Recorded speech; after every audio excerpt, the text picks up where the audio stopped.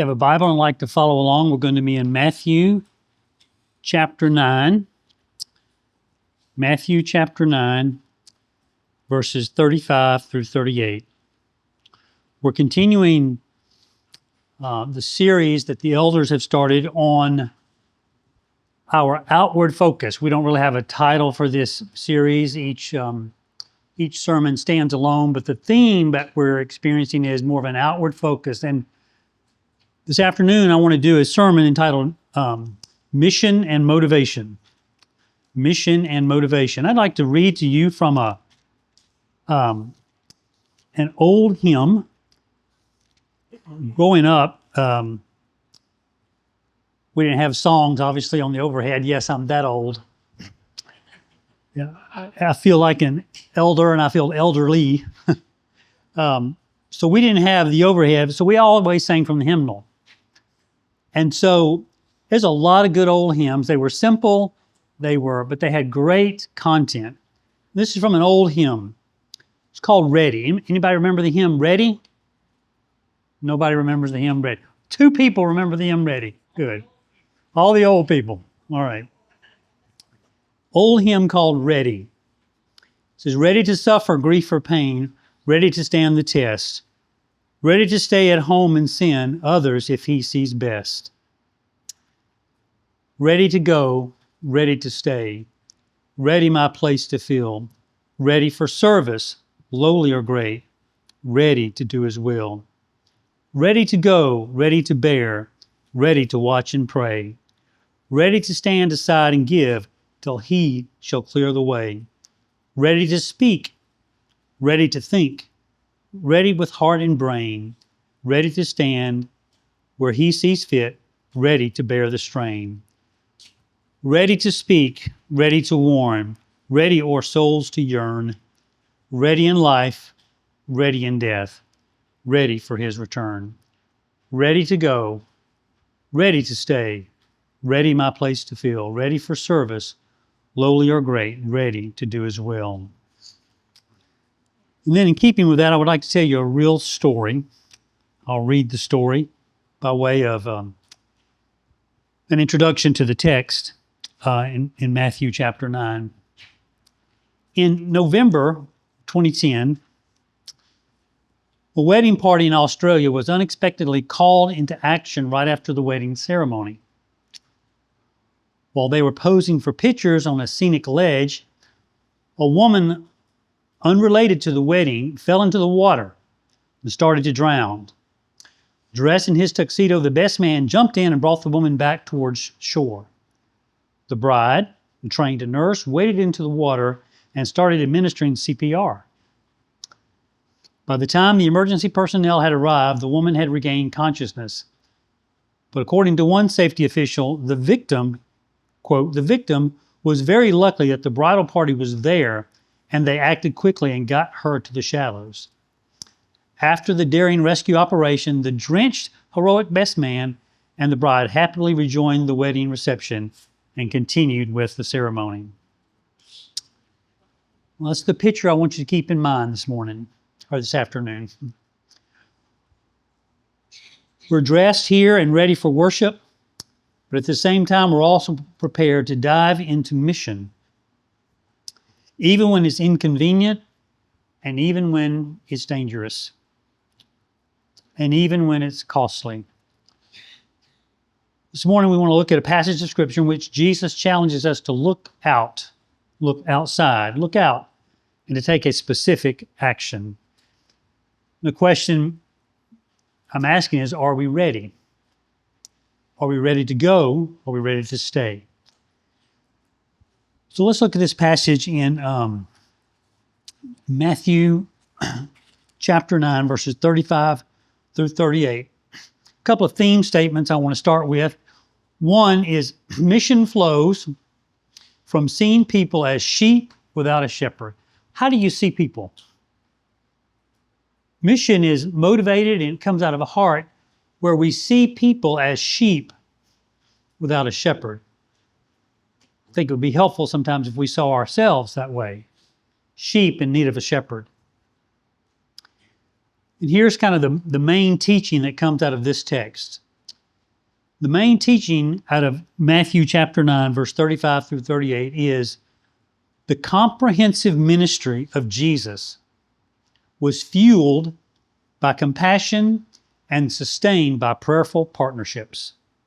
Say that again. The comprehensive ministry of Jesus was fueled or motivated by compassion and sustained by prayerful partnerships. I'll give you some background on the book of Matthew. Let's read these verses, then I'll give you some background. Matthew 9:35 through 38. And Jesus went throughout all the cities and villages, teaching in their synagogues and proclaiming the gospel of the kingdom and healing every disease and every affliction. When he saw the crowds, he had compassion for them because they were harassed and helpless like sheep without a shepherd. Then he said to his disciples, the harvest is plentiful, but the laborers are few. Therefore, pray earnestly to the Lord of the harvest to send out laborers into his harvest. Matthew is given a summary statement. You see the same summary statement in Matthew chapter 4, but he's given a summary statement of Jesus' ministry in Galilee up to that point.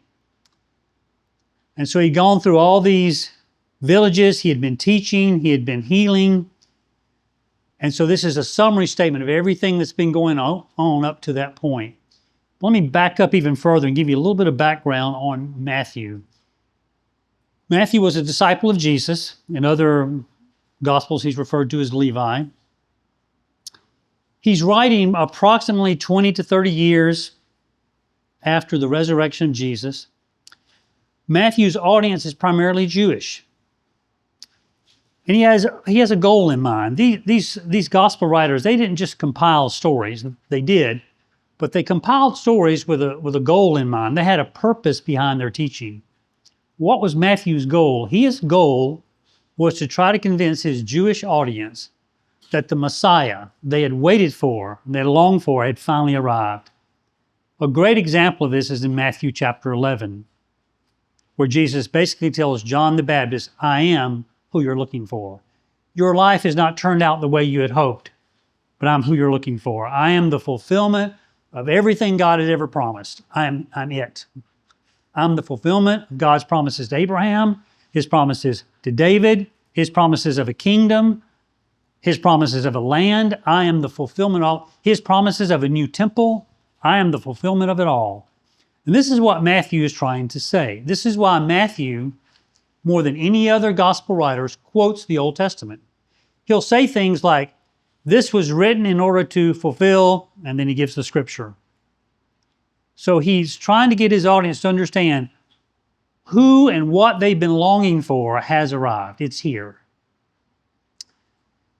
So that was his goal in writing his book. He also presents Jesus as the ultimate Moses.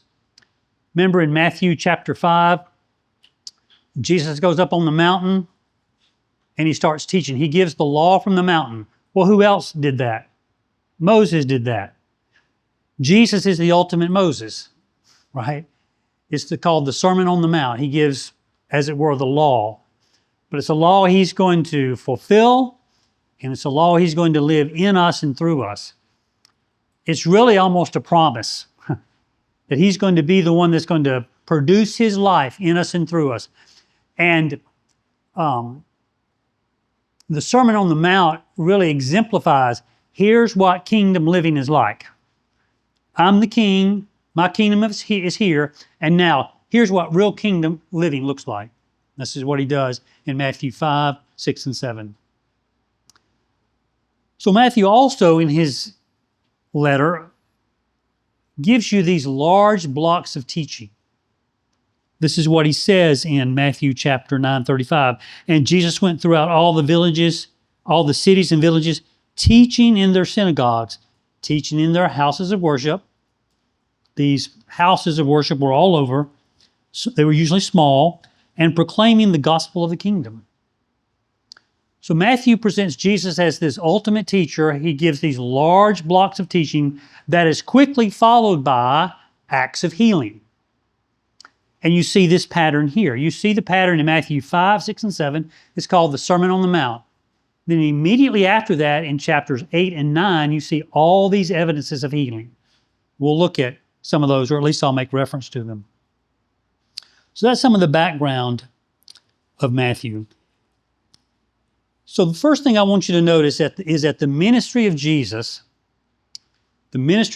was very comprehensive in scope. The ministry of Jesus was comprehensive in scope.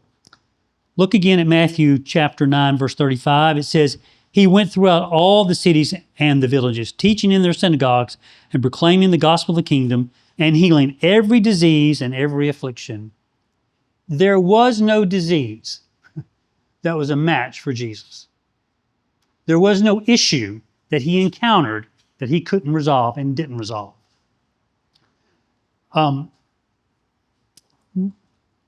What I want you to see in this one verse, verse 35, is how comprehensive this was. He did teaching, he did proclamation, and he did healing. He did it all.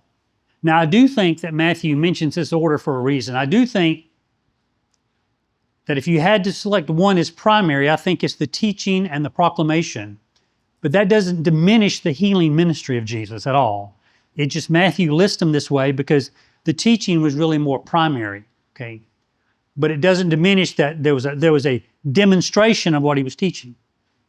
The kingdom of God had come, and Jesus was proclaiming that, and now he was going to say, let me show you what it looks like on the ground. Here's what it looks like. That's what he's doing in Matthew.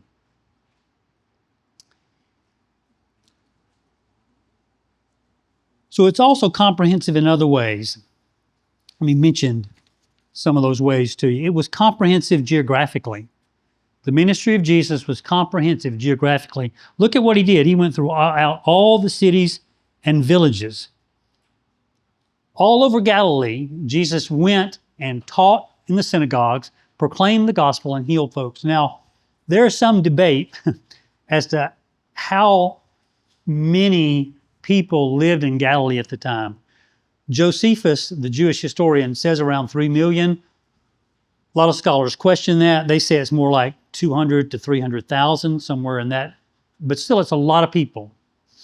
Think of Galilee in the north. Judea was in the south. Galilee was in the north. Galilee, if you walked around, it was about 750, I believe, square miles. There were over 200 villages. So Jesus did a lot of walking. He did a lot of talking. Think of like the modern day size of Rhode Island. Now, if you live in Texas, Rhode Island seems small. I get it. But if you're walking around Rhode Island and that's all you're doing is walking, it's a large area to walk in, very densely populated at the time. So his ministry was very comprehensive. He went everywhere. He went to all these villages and towns. There wasn't a bad part of town that kept him from going there. It wasn't a bad area that he didn't walk through. This is why Matthew uses this phrase, he went throughout all the cities and villages. Cities were larger, villages obviously would have been smaller. The other thing I want you to notice is his care was comprehensive. His care was comprehensive. It was geographically comprehensive, but his care was comprehensive as well. How do I know that? Well, if you go back, which we don't have time to do this afternoon, but if you go back, read through chapters 8 and 9, listen to the things that Jesus took care of. He healed. Leprosy. Nobody wanted to be around a leper. Nobody wanted leprosy. Your extremities would fall off. It was a horrible disease. And yet Jesus did what? He touched the leper. He wasn't afraid of getting what they had. He wanted to give them what he had, right? It showed his power, his authority, his kingdom had really come because he could take care of the worst maladies of the day, and leprosy was one of the worst. He touched the lepers. He wasn't afraid to get his hands dirty. It's very convicting on its surface. What are we afraid of? We just came through a pandemic, and I'm not saying be unwise. I'm just saying there's a lot of stuff out there we need to encounter. And Jesus was not afraid of what they had. He wanted to give them what he had.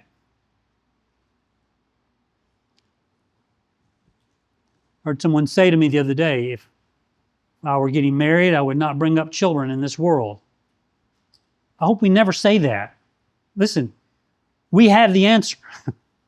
and we go with his authority. We don't go in fear. Right? So his care was comprehensive. From leprosy to fevers, from one extreme to the other.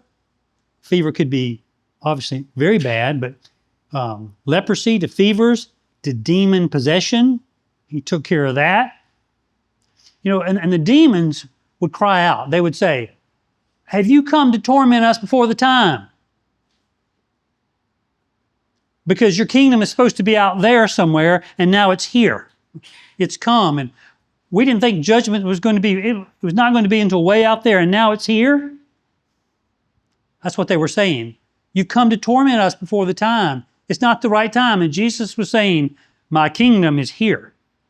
Now it's going to come in greater degree in the future, I get that, but that does not diminish that it has already arrived.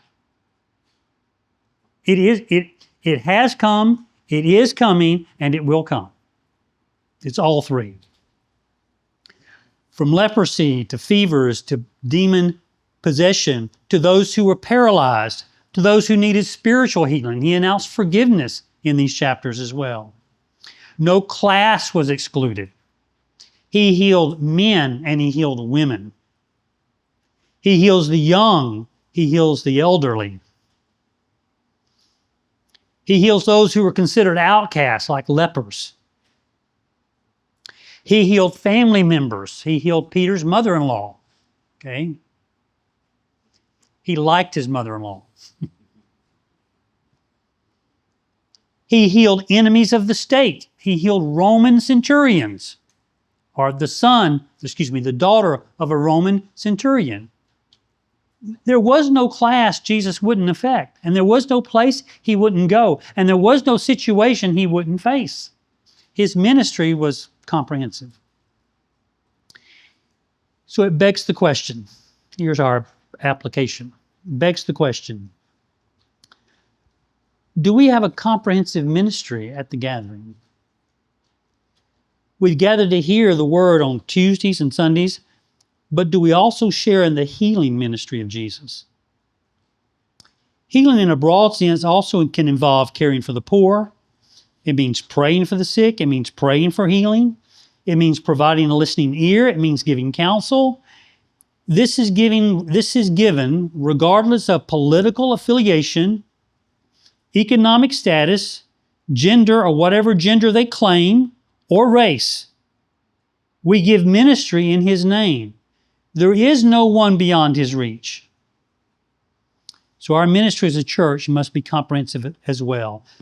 We may have to do this in progressive fashion, but it's comprehensive. We can't shy away from the problems. We can't say this is too much.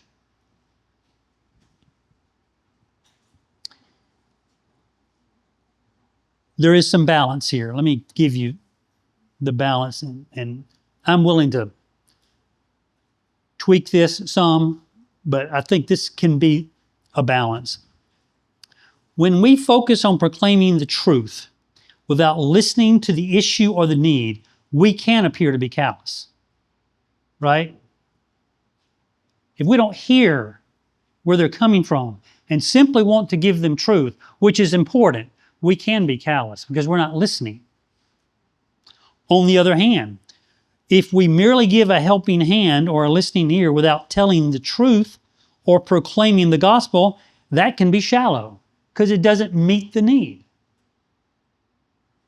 I heard it said this way: tenderness for others needs to be tethered to the truth.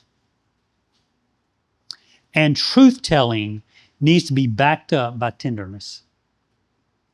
Don't we need both? We need both. By the way, don't you parent your children this way?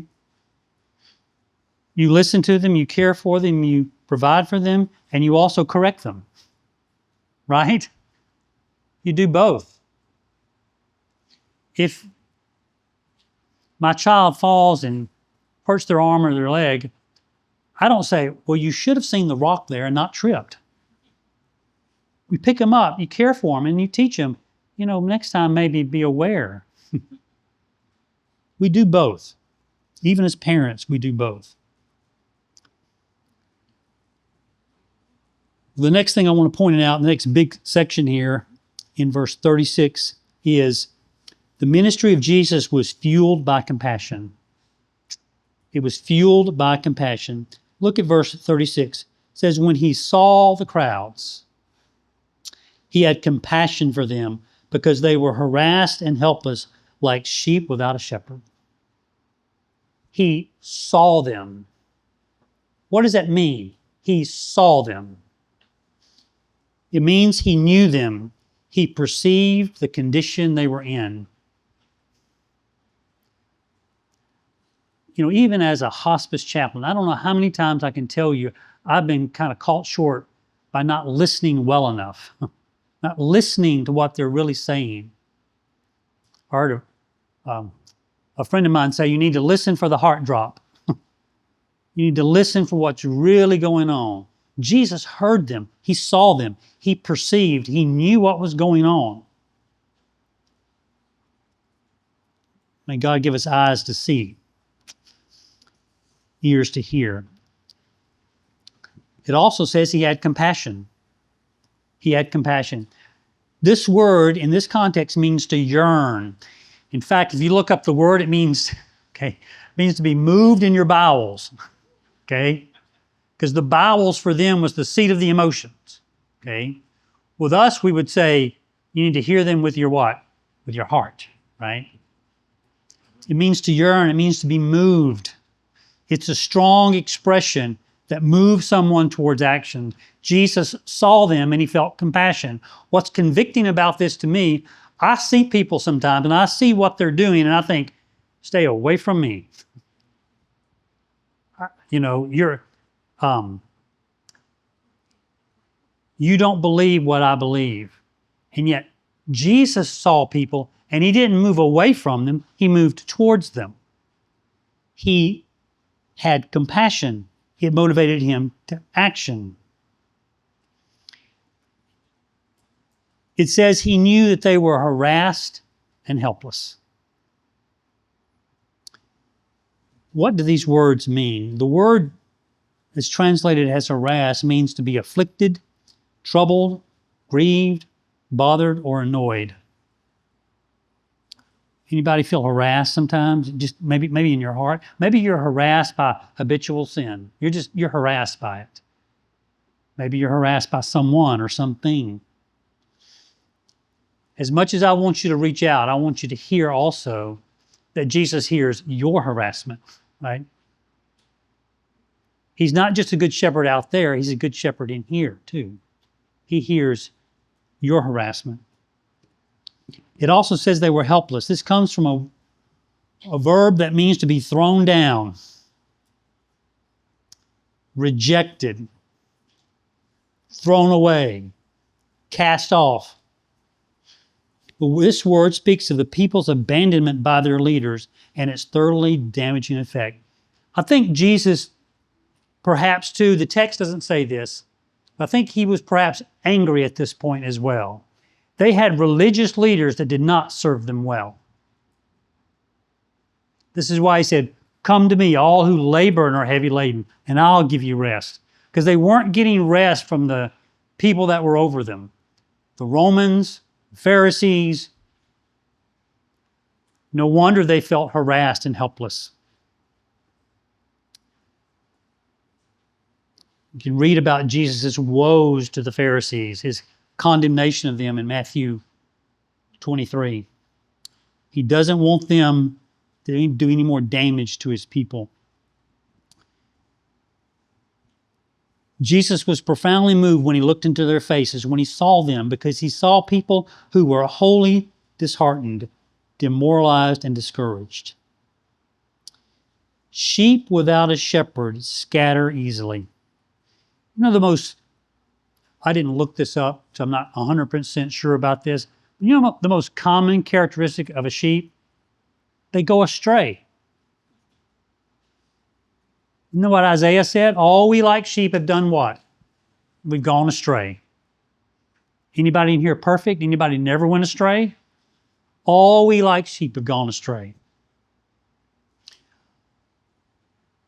Like sheep, we all need a shepherd to guide us along the right path. That's what the 23rd Psalm says. He guides me in the paths of righteousness for his name's sake. Without a shepherd, we will eventually starve and die. I love the way Mark describes Jesus as a shepherd. Can't remember if he uses the exact words, but when Jesus feeds the 5,000 in Mark's gospel, it says that he had them all sit down on green grass. He's echoing the 23rd Psalms. He leads me beside the still waters. He guides me into green pastures, right? Even if one sheep goes astray, he will leave the 99 others on the hills and go and search for the one that is lost. If you're the one today that feels lost, he came for you. He goes for the one. The one that went astray. How about the one area in your heart that needs addressing? If you've only got one area, you're doing really good, okay? But he comes after the one area. He wants to heal. He wants to restore. Let me give you some applications from this text. One would just be to our elders, okay? Applications from this text. I want to remind us that as elders, all of our elders, and even if you're not an elder, if you're a leader in any ministry in this church at all, can I encourage you to shepherd your flock? Be a shepherd to them. The elders, I understand we have this governing oversight. I get that. But that's not primarily who we are. We're shepherds, right? We want to care for the people that God has entrusted us with. This is what Peter tells the elders. He says, "So I exhort the elders among you as a fellow elder and a witness of the sufferings of Christ, as well as a partaker in the glory that is going to be revealed, shepherd the flock of God." Just encourage the elders, encourage myself to remember we're shepherds and we still smell like sheep too. And now for the congregation itself. Let me just remind you that Jesus said in John 10, he was the good shepherd. In 1 Peter, he is described as the chief shepherd. In the 23rd, in Hebrews, he's described as the great shepherd. And in the 23rd Psalm, David said, the Lord is my shepherd. Can I tell you, he really can't be a good shepherd and a chief shepherd and a great shepherd unless he's your shepherd, right? If you've never received him as your shepherd, today is a good day to do that. And then in terms of reaching out, kind of an outreach application, how do you see other people? Do you see them, do you see their race first? Do you see their gender first? Do you see the gender they claim first? Do you see their political party? The primary way Jesus saw people was as sheep without a shepherd. May God give us eyes to see people as sheep without a shepherd. Do you see the sin of others? Or do you look beyond their sin to see their need? I'm not saying ignore sinful behavior, but I am saying there may be a root that's driving that behavior that we need to get at. Do you think when it says Jesus saw them and had compassion on them, that he didn't see their sin? Of course he did. But he saw something else. He saw sheep that went astray and that needed a shepherd. Listen, people need good teaching. I get that. They do. And I'm really affirming that. But they need a shepherd. right? They need somebody. God didn't just shout commands from heaven. He came and became like us. He lived among us. We need a shepherd.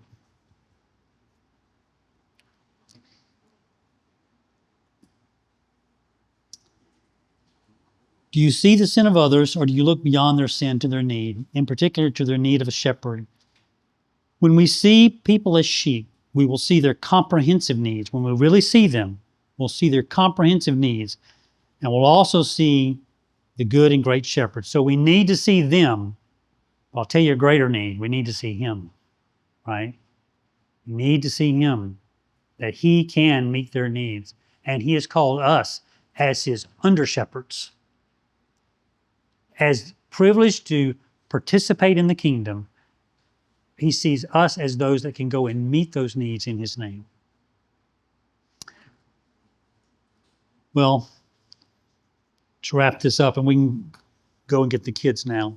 The ministry of Jesus is sustained by prayerful partnerships. The ministry of Jesus is sustained by prayerful partnerships.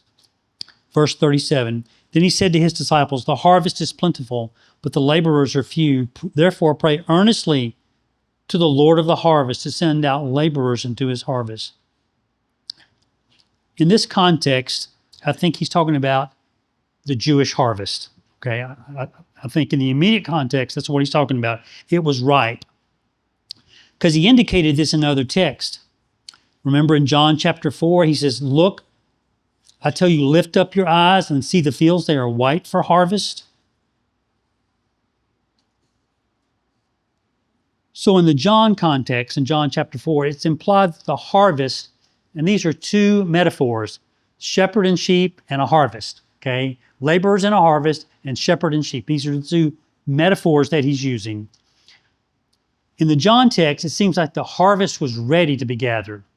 In this context, I think it's implied, but what is stated is the harvest is what? It's plentiful. There's a lot of people that need to come into the harvest. You know, if there were 200,000 people in Galilee and 20,000 were ready to be harvested, that's a lot of people. That's only 10%, but that's a lot of people, right?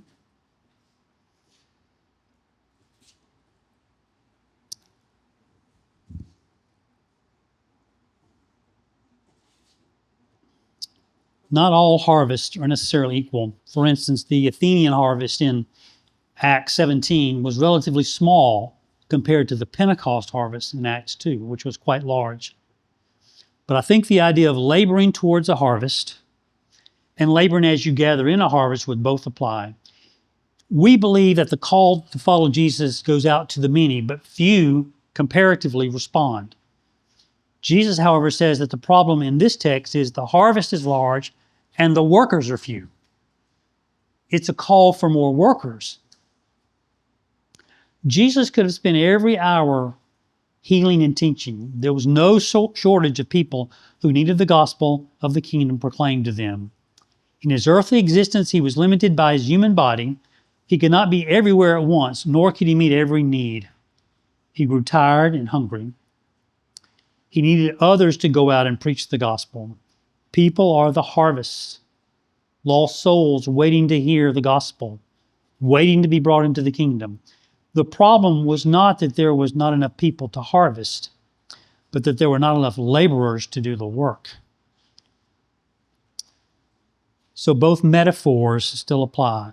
God is calling lost sheep to the shepherd, and he is still calling laborers, called the gathering, to go into his harvest.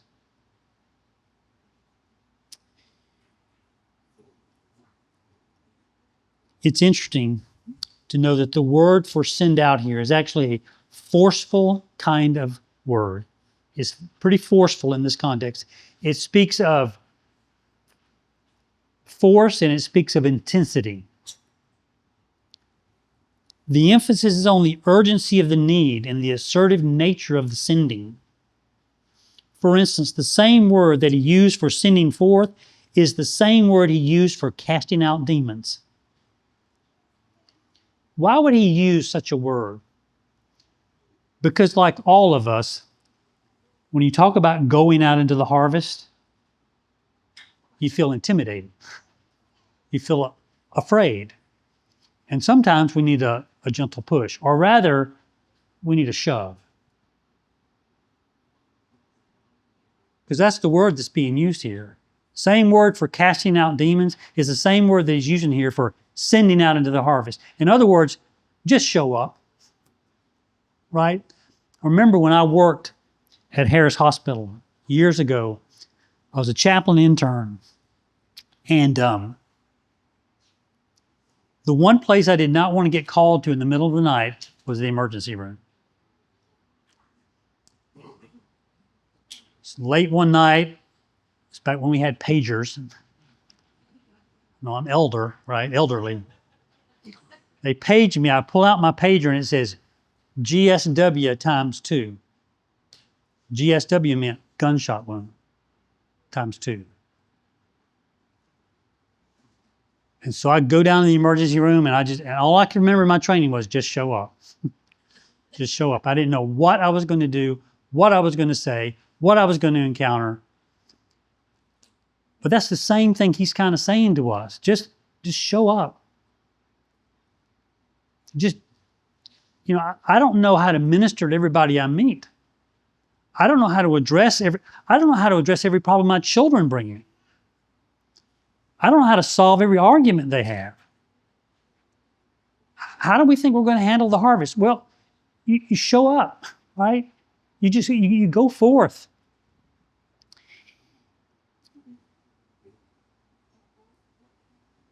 So what is the solution to having a large harvest but too few laborers? What did Jesus say to do?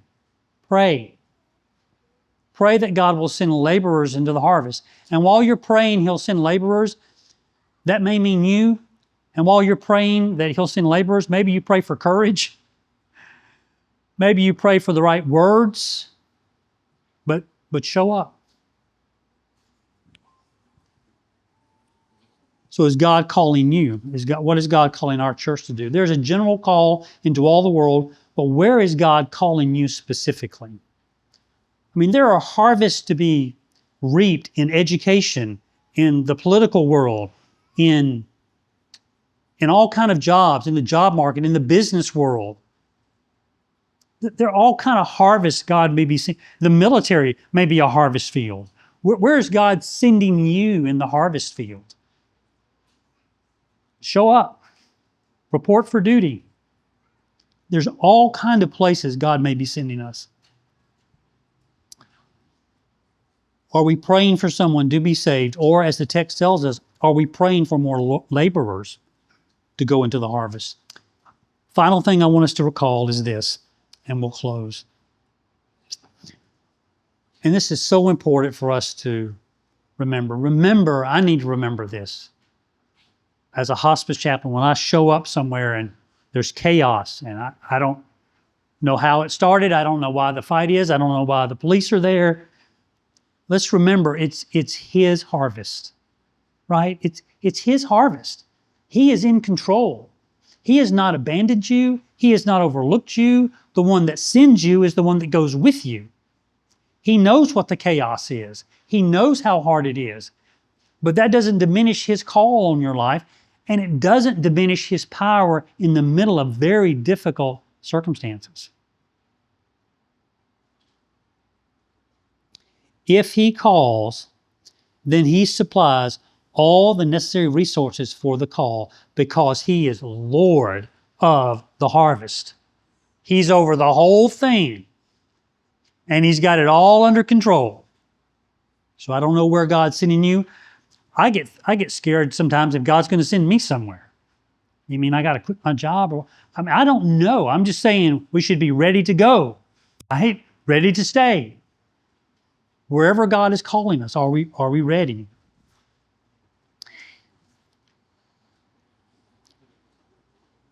God is calling some of our church members to Ghana. Some of you are going, right? Maybe we need to pray for that as we close. God, will you equip us to go to Ghana? Will you show us how to minister to children? Will you show us what to say and what to do? Will you supply the needs we have? Because I don't know if you know, but it's not cheap.